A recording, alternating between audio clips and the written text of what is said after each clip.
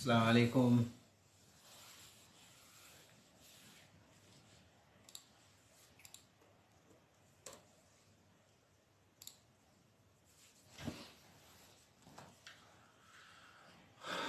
Folks, al program siya wa nga nan lampol fix pa nga kumasi kada wa no. Ya al program siya in about a minute time right now kumasi no.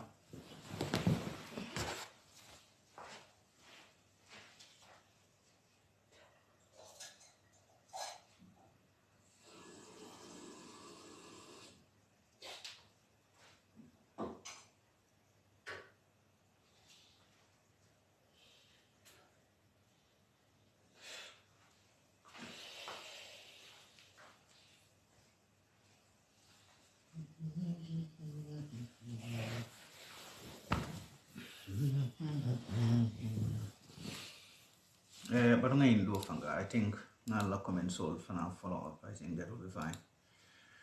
Yes, assalamu alaikum bani wala assalamu alaikum. TV&MEDIA followers. I'll be content. I'll listen like I found back it. Bulol mutada hajol siata. Where sa found a back kana but do who okay ubeke kan 24/7 ngamra ali all day no. Yes, so kung kachado man ninke Gambia la kuto membo to osiada ba kala ngalo numero kita na wolbe kacha, but for today nafaka men kacha wala mo membe ke kan Senegal wala mo makisala la constitutional coup d'etat ne ajen kay ko constitutional coup d'etat Senegal la February this month, 25th. So most are focusing literally 21 days, wala tuta in Natiam or 22 days. Yekatre fayota ya bay, mo mamfa, amanche ko mole befaga, amanche ko fitnol be ke kan banko kan at this point. Senegal be nyamente, fitna manda ke kan Senegal science. Senegal il be la tamora le be la business wala, mol bita ke la doko le binav. Mo mamfa, mo mambarama. Kuoku manke Senegal science. Moli men expect political analysis so men expect kabring serum wolo nyinti ko Macky Sall ayalon ne ko mun ko ning ala mol manganye oppositional le be gagné la parce que ning oppositional gagné ta allegation men bebe la Macky Sall ka anen recently ay human right abuses men beke a constitutional violation of Mbeke leading to the deaths of hundreds of Senegalese citizens. Ning oppositional nada, what is next for Macky Sall? Nyine mu makila silandati. Nyina sabu na African nyatun kulu nyanaka lono ko lunkili mukalaba. Yajale ni ayata nunku Macky Sall be kuke kame alo kani luwa mang fonyoko. Abe al doku ke kanko Africanolu yasen DJ doku women na Senegalin ko yasen DJ doku women. Bi Macky Sall te atesilan na puru kaboye. Atesilan na puru kaboye. Pergina sabu mansa ni moli ke doku women na. Ya kata bake ko doku wonye ka wota mandi. Bawo doku be nyamen luwa be la ringi me alon ko abe guide kan. Constitution be me alon ka bal guide kan. Ni mandamento keno ima woto keno la. But constitution o kaje ko mon ko Kenya beti ka constitution o nyim fay danda wala. Ye sembo samanan wallanto yeta fon la sembo nyinda ye o samanan ko ning ayatara nunko ibawala tamu molla masakundati wallanto bankoti. Na African nyaton ko kata man joke tene. Nimmen na man sayala. We sembo na do manding wayaje ko mon ko afa wala tamu bankoti wallanto aba wala tamu banko nyinti atebe men damento presdeya. ndu nyimona African problem wolati hanina nyin society ko na li jibe nimme ye place din soto drum ni wobe diamul ya si so wulindi ayatara akumo kono fengo fentije ni ye place di benna rek waya fon wara nake ba dole ka fon ya ko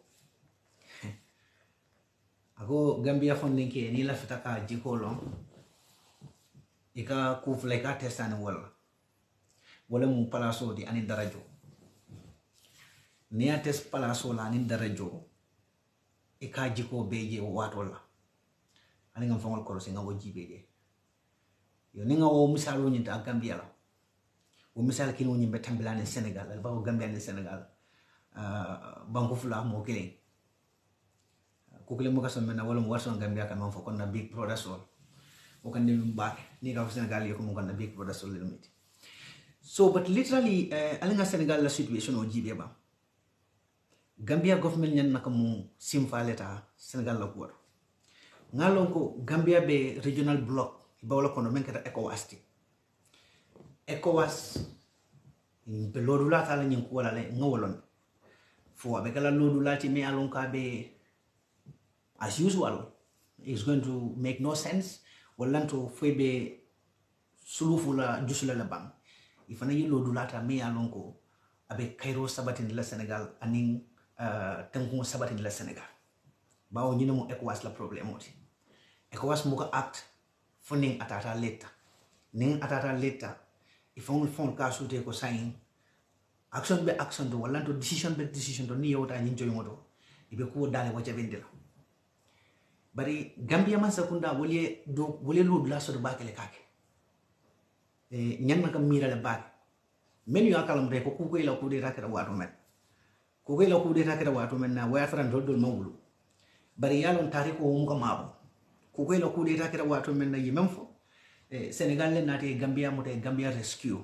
ye Gambia bonda system o nyon kono Senegal la armed forces nata ni la gendarmerie inata ye Gambia rescue because ye kamem fo ko ne ayata no ko Senegal el mannano ko ila wo coup d'etat was going to be succeeded Senegal nata ye fasa roke fo ya je ko ye ku ko ina la gawning ye defeat ye ke manta be onti ba coup d'etat mo ka kayda samba nan bulato ning aba nyama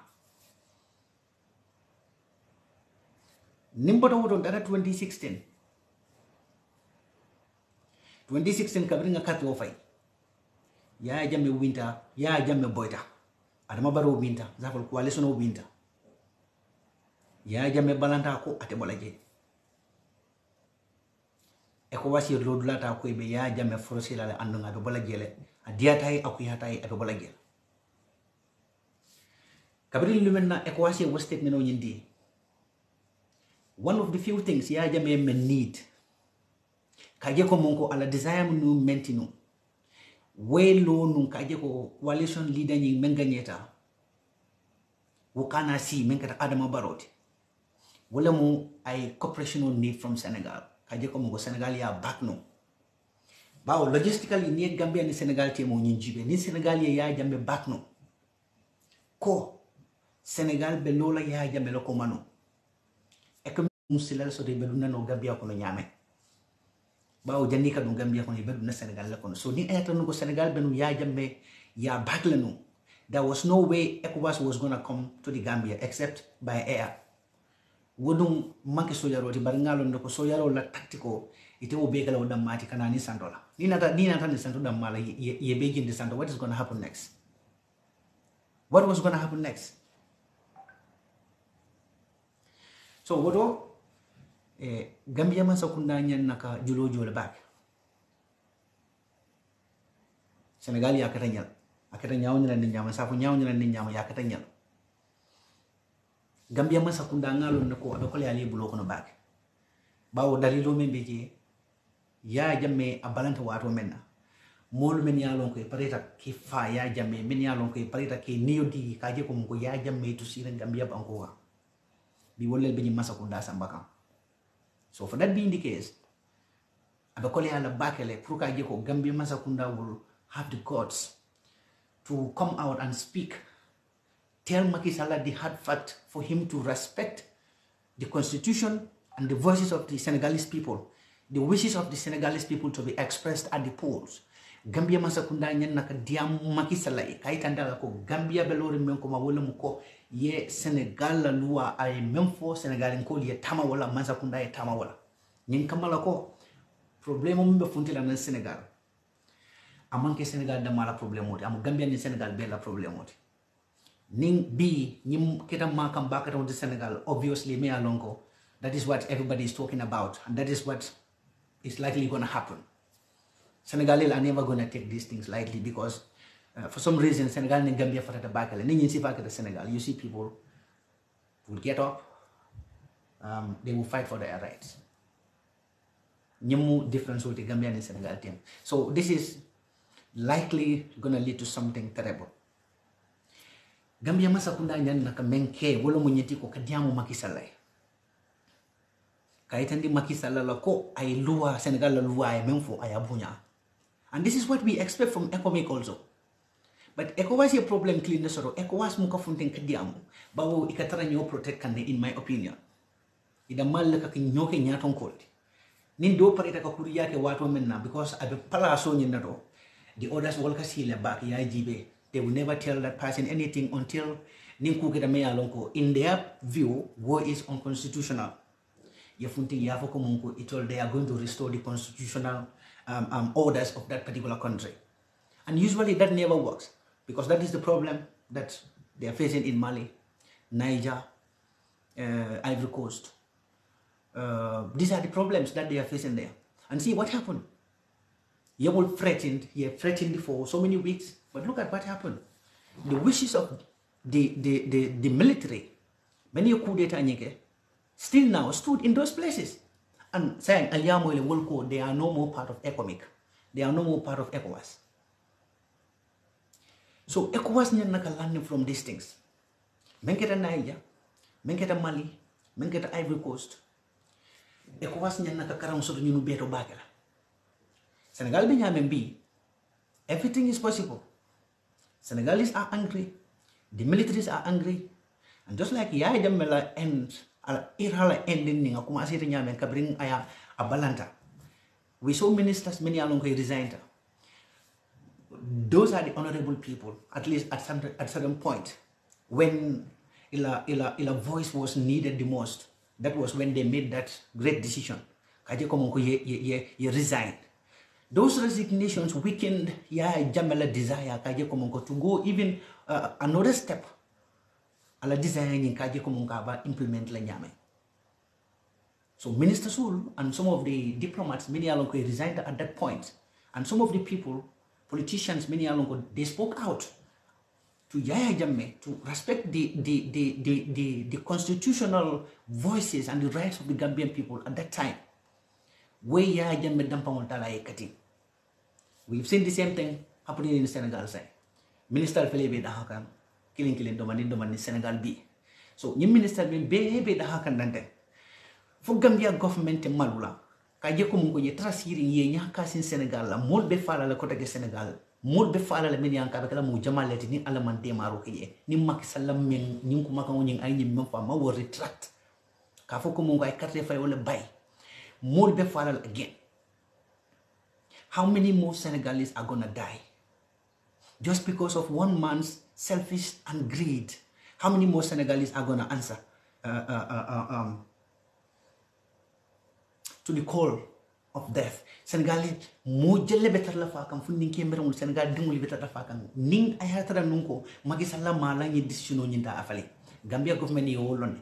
Gambia government should go out there, make their stand very clear to Macky Sall. Among Gambia internal politics. But regional politics and Gambia and Senegal, how close we are. Now, to reciprocate what Senegal did for the Gambia in 1991 and 2016, I think it only makes sense. It's only fair. Gambia reciprocation work Senegal by telling Macky Sall the hard fact, even though many people, many along Gambia masakunda kono be those who are controlling, those who are in charge of everything when became Masakunda are the same people who wanted to die for Yaya Jammeh, who wanted to die, who did everything to Yaya Jammeh, including those who became ministers in the last 3 days. Well, as I know, they might not be in support of Gambia government statement on body, because to them, Macky Sall, how about Macky Sall attended, and despite everything that transpired between them and Macky Sall and the possible or allegations meant in 2019 presidential election, 2021 presidential elections, and all those things, I know they would want Macky Sall to continue violate the rights of the Senegalese. Let so many Senegalese died as they can. Macky Sall relationship will continue, and probably the possible benefits many along from both sides, whether it's mutual or parasitic relationship, I don't know.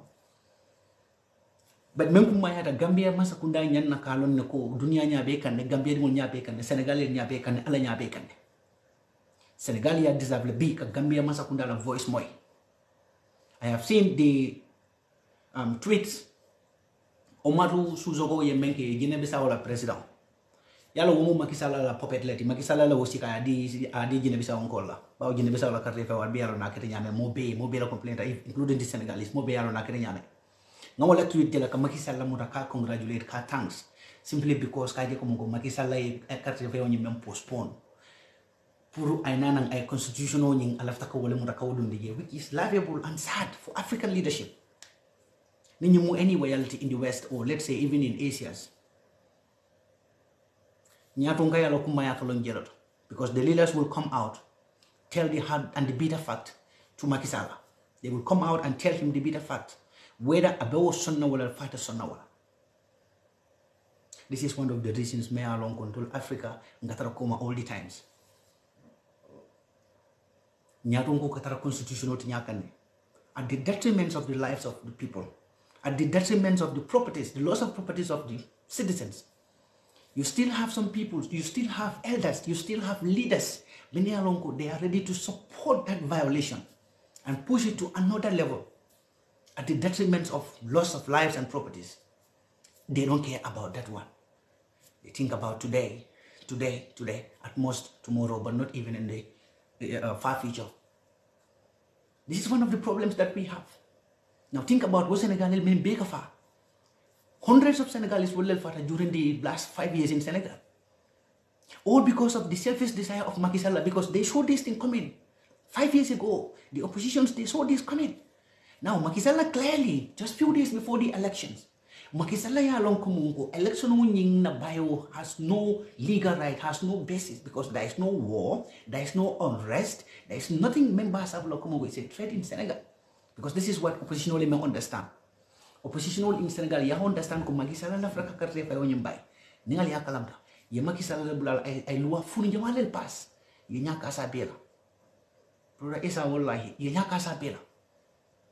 Because ya lon ne ko ni ye makon ko direct Macky Sall will now have a reason abeden na men nakaji ko mongo karte fa yonyum ay bay nyi dali lolaka. Makon wala be kede banko ka. Sainte makon matra kede Senegal. Femman rakir in Senegal na mancha kontano ti bawo ibara na African ko pola na dama me ba hano fuma Macky Sall mal fuma Macky Sall mal fuma mal Senegal dingol jelle be fala ko rek dolla man sakundale nyen naka funti nge diamo ile diamo Macky Sall ya respect ama respect. It is only honorable, it only dignifies Gambia la stand momenti and Gambia mu banko menti kumongo. We have reciprocated to the citizens of Senegal. Gambia have supported the rights of the Senegalese people. Wo Senegal dingol kono Macky Sall be hollelo kono kuno Macky Sall ate ya jamme against menna ay dunia makoy ay Senegal makoy ay Gambia makoy nimbi yata Macky Sall kilum adunta akabe wosifa kala diakuya ay Adama Barrow nyim makoy kuno. Adam Barrow he was very happy. Gambia was happy, Senegal was happy, the regional bloc, everybody was happy. Nimma kisala mana bahasa bula, nimma kisala nata, what the same thing. I was sama takili unjundunga, kabi julo nyindala kasiti. Muni bahasa bula, Gambia masa kunda bedela. Muni bahasa bula ntol Gambia di won bendela. Maybe ntol banku demu fungo la voice ni mama ta baka wanyam. But na masa kunda la kumaka ngomata tale. Na masa kunda la kumaka ngomata tale. Senegal ye Gambia la fasaro nidle, ye economic la fasaro ya nidle. Na masa kunda nyan naka politiko bondi nyinku vo kono. Ye tuo nya keso tandi Senegal masa kunda Macky Sall la. Macky Sall yi plan junale anu Gambia masa kunda ya ron ko Macky Sall be menke kam bi sa ko bi ay ni announcement no menke nande fem furim ba andu nga ko ita mo be male ko Senegal le tinni ko bula ko nyama asa ke no mo le niwe bolaje mo jelle niwe bolaje ko take fundi kelo ko dindi mere mere ko no Senegal le dingol mo jelle niwe bolaje ko take bare ngalon ko ni Adama Barrow fundita diamuta ay kuma keso fo Macky Sall e ko was fana be diamulal e ko was fana Macky Sall manya nakata minyen. But I also doubt because more furi wol menu bab adanna wala wala lore ya jamme balaka ko mon ko ya jamme tu nyim banko kam hande mo naketa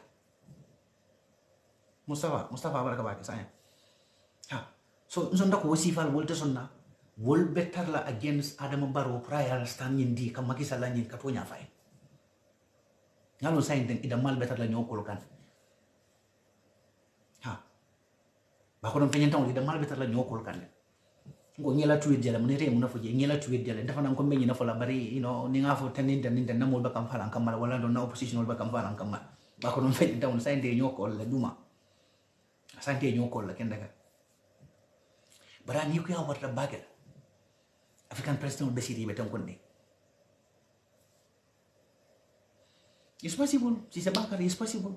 Awo Senegal fa mo fimbi amuka Gambia kar. Macky Sall la ñi mo yaaje juna le. Mo jamale yaaje juna ko ko Macky Sall be ñine plan kan Senegal. Macky Sall and so many tactics awal kamana but every single tactic I men kamana. Wori da mo mendi Senegal e dingel la ka fa awd. Senegal e dingel la ka fa Macky Sall la ñim plan for the past 4-5 years.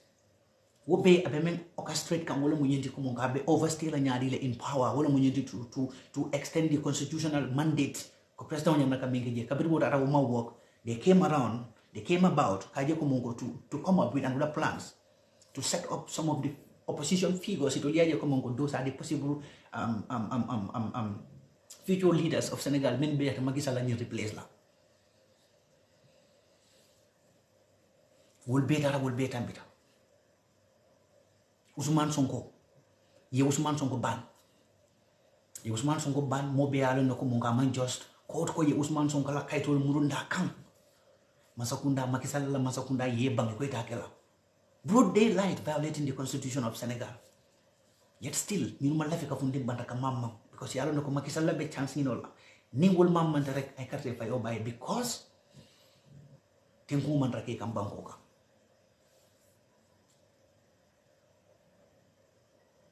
they went for plan B. The candidate do Kamana Mealongo who was going to represent Ousmane Sonko.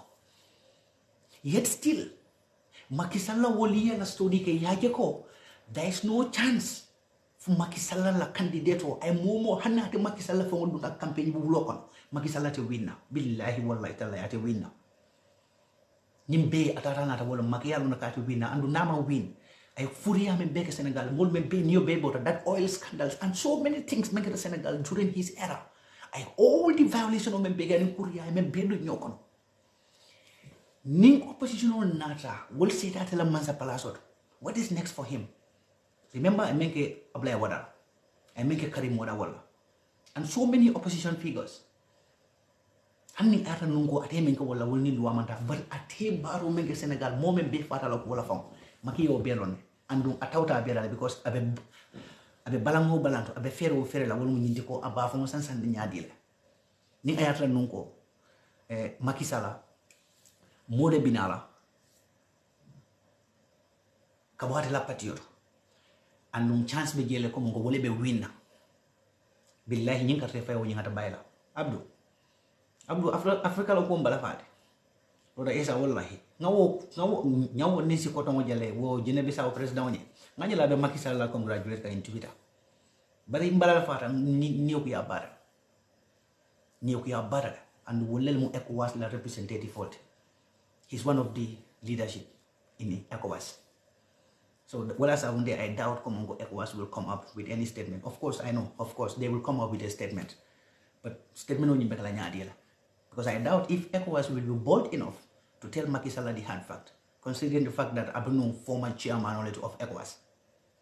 Imagine ECOWAS is a disgrace to Africans. Kafu membo kumaya den kote. No wonder Guinea-Bissau ko how to call it. Niger ko bata yele, Mali ko bata yele. Is it Ivory Coast? Yes, Ivory Coast ko bata yele. Ani Burkina Faso. Bari Adama Barrow nyan naka politiko bandi nyan ko dole. Ay diamo Macky Sall ay. Atela ka fay ko kutoma. Ay diamo akoto e. Mo batante bankoti mo fatante bankoti. Andu Macky yalo ne ka ba atante Senegal. Afatante Senegal. Senegal dingol lafta men na Senegal la luwa men fo wala nyen naka tama Senegal. Ni aje benyim fola. Fengo fenketa Senegal ate Gambia karla. Nimbi makon wulta Senegal ate kate Gambia karla.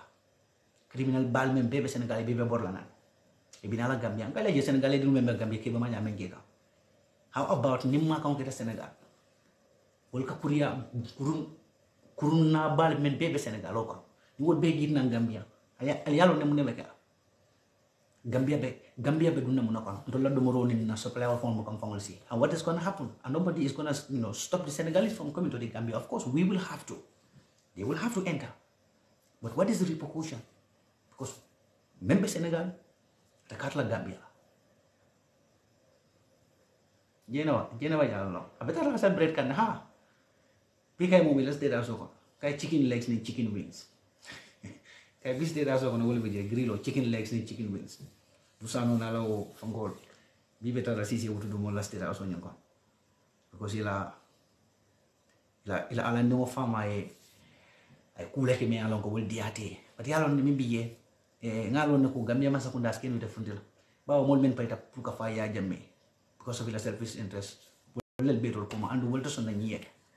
Bawo na fama ka sore ni Macky Sall ati ma 2021. Batara ya men beta ba adam rola masa kunda ni nyente ma molla ka refe ya be kalamba. Even that alone, ibelola le ka Macky Sall back despite dunia be alon mo be alon ko mon ko Macky Sall. Abe men na furi yala mo abe men na ku jawolo mo abe luwa le tinya kan Senegal di wala luwa. Yet ito son na ka ku nyin ka dia. Ito son na ka funding ka to nya fo Senegal ye menkenye 2016 ito son na ka reciprocate. Ito son na ka funding ka reciprocate. Ito son na wala mo Abdu, I agree with you. Ni 𝒂𝒄𝒄𝒆𝒔. Kalau noko Macky Sall ngai Macky Sall tan kan fulal ba bulo kono ye. Julo ka tere men ko do fulal ba bulo kono ye. Gambia ni Guinea-Bissau. Gambia ni Guinea-Bissau wala kay. Na isa ba nyaw ni nyame kata wala nyaw. Ay isa ba daw ni kata wala. So ay daw privé diamo la bara bakala malu balati. Abekala malu balati. Abekala fando ya balati. Ni mbaru la masakunda yede yi man to nya tandi Macky Sall.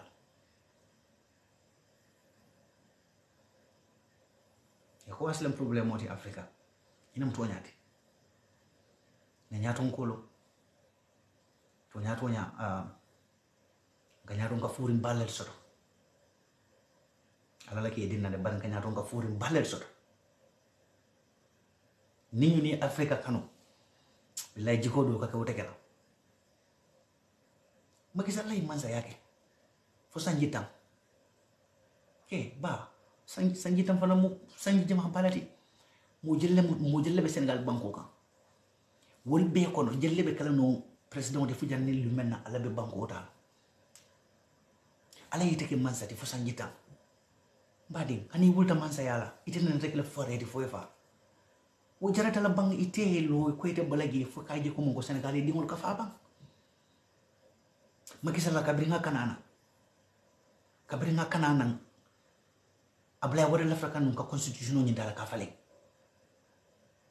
Macky ya niola Senegal dum ya fasa kaje ko mon ko because Macky Sall lo tanya men kaje ko nyin kana constitution of fale Senegal be ya fasa to suppress abla wala to suppress that old man for that old man bow down Macky nata.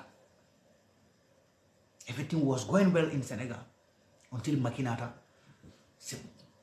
namen fo nakka chala fongo to jam palaso duntala anin darajo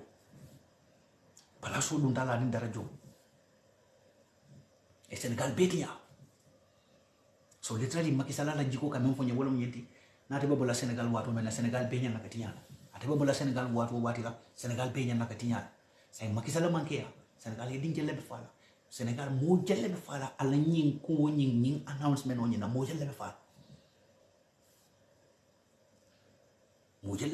because Senegalese will never go back now. This is the last opportunity. Senegalese being in a batunka.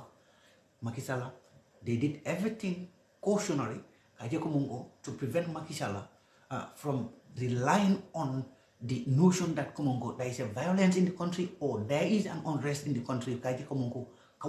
Basis in postponing these presidential elections. So these oppositions, Senegalese oppositions, they did very well. They avoided all those things. Despite Macky Sall provocation or declaration on menuke in the parliament and everything. Yeah, make sure you found content. Imamma kan kumandi for alhamdulillah bit ke frata bima. Say Macky Sall mum basis because he wo bogus reasons all men for komungo that those were the reasons kaje komungo constitutional nyinta komungo corruption will be a constitutional court. That is nonsense. Karim Wada ni ayata nunko Karim Wada benunjeno. Askeno temminung Karim Wada la fangonyeng because I mean for popular was a win non. But clearly Karim Wada double citizenship by blocker. And Macky Sall left al way nominate. Senegal la constitution no kana belko Gambia benyame in that regard. Dual citizenship na be block no ite kala no person. Karim Wada dual citizenship by block no. Despite that, Macky Sall left dia kuya koti omura yo allow wake a presidential candidate dual citizenship ba block comme ngo Dr. Attendez Stafrullah Ismaila Cissé Kerenyana Ismaila Cissé dual citizenship so misal ge atara ifam go nyim file how presidential candidate namare ya reject because of that, so ala citizenship nyinta denounce later on. Bari afele so ko renya 12 tambe tan jan be yin ka chada na jan to sama mu bikenot sama be yin ka chanya tenden dira bela flanga line of na yela sama mol fana yela opinion fana be nga nyanku ka cha nyimun na problem wala nyim problem serious problem wala me yalon ka te Gambia karla am possible mbeke kan Senegal Gambia ba fila ni ngay konko samba Senegal konko bu futala Gambia ni ngay tiñaro samba Senegal tiñaro bu futala Gambia bawo domoro men ka bona Senegal wolal kana Gambia men ka bo Gambia wolal ka da Senegal na infrastructure na how to call it nani infrastructure do gurangol cimento lo nani fendolo e ka bona Senegal abe ibaje la ko abe Gambia affect la wo fongol fana be da be kafunna transportation o fana da ben kafunna domorol wol be da ben kafunna crime rate wol be da ben kafunna Gambia kono wol be be siara Gambia kono sainte moment be ka fa amro kunon ne muja iko bonto ye motara firing bonto wulo kono me alon ko ya faale ya jani pour que evidence o nyimbe tinya ya fa bonto ya jani fonni ke mera mon nya balo fa funura desan ñu be mankin do lañi moli consent. These are not their concern. La concern movement deciding at this point how they are going to possibly play the same tactics and tricks that they did in 2021 kaje komongo they continue in 2026 presidential elections to continue. That is all what they are thinking about at this point. The useless government. You will have to face in your face of Macky Sall but tomorrow I come. Ngani ko nyinta ngaka cha bake ng alson da bela no yalla ando ni man fana la faka join you can join yele ponko nyin sanna rek ngeta so ko de jande 12 la tambe sa enten c'est programme on nyinta sa da jambari ala barka bake jibe lala beke bakar si barka jena wa jallo Mustafa Sanyang Abdou baraka Abdou ST Abdou ko ngo mune ko yumne head bari ngo lu mu fala malo ko yumne head nonsense. What is that? Baraka. Thank you. Lamin konade. Haba baraka bake. Abdul. Yang ku wajam me. Yang ku baraka bake me. Thank you. Sisa bakare baraka bake. Jena wajal. Yes, ala baraka bake Omar Fati. Thank you folks. Thank you everybody. Thank you.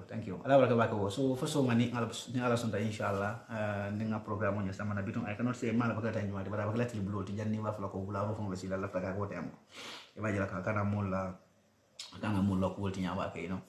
Ala baraka bako. Thank you. Alma sudot ya. Assalamu alaikum.